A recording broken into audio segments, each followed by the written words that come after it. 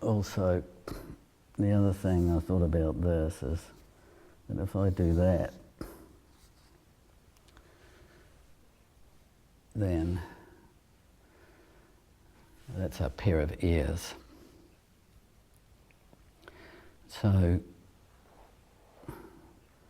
that paper can also carry my ears,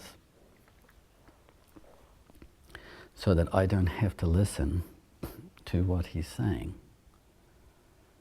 And so he doesn't have to speak to me, but all the answers to the questions are carried on that piece of paper. So then everything he says is going to be valued because the paper's going to carry it. So no matter what answer there is, my statement is going to be, we'll put that on there. Because if I have to listen and hear everything, then everything he says is going to be linear, so it's sequenced. So once I've asked him the second or third question, what happened to the information that was in the first? It sort of gets lost. But if it's carried on there, then none of it gets lost. So gradually that then becomes this container which not only carries in here all this information that belongs to him in the space of A and B, but outside here it also carries the stuff that I would normally need to listen to. And I don't have to respond to it because it's actually recorded and placed inside this amphora. An important aspect about an amphora is that the stuff that's held on there can't be exposed out here. So in ancient Greek and Roman times, you would use this to carry wine or special unguents or ointments. Now these are all volatile.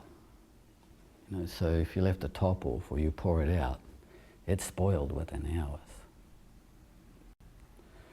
So this material cannot be exposed to normal, everyday life or interactions. So the material that goes on there cannot be exposed to normal scrutiny. So just asking the meaning for something, or asking how they feel, or asking what's going on, are all normal, everyday questions. And when you do that, you break the container, and you start to expose some of that material to scrutiny of its scale to an ordinary life. And if you want to make non-ordinary things happen that are going to affect a person deeply, then your role as a facilitator, and hence the whole use of the notion of clean, is to keep your stuff, out of there. Not only your stuff, but just everyday stuff. And if you protect that space by not letting that intrude, then you create this very hallucinatory and magical environment in which non-ordinary things are going to happen between the space of A and B. But they'll only happen like that if I guard very jealously the space out here and protect him at A and B from ordinary questions of daily commerce.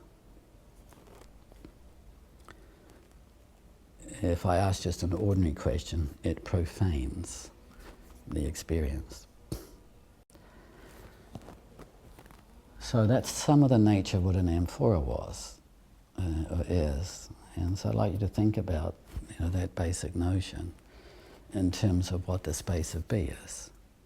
And I want to protect that space so it's not broken by some ordinariness, and then the stuff just gets exposed and it hasn't finished its carrying across to where it can be really useful.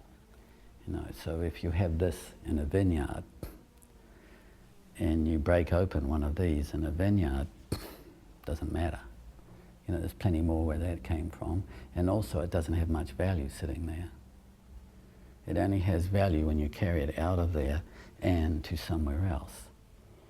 And then it has value on a table and at a meal. But it has to be preserved right for that moment. So that's part of my role out here as a facilitator, to preserve that information. And then it has its value in the exchange between A and B. So although it's just a statement there, there's actually quite a lot to it.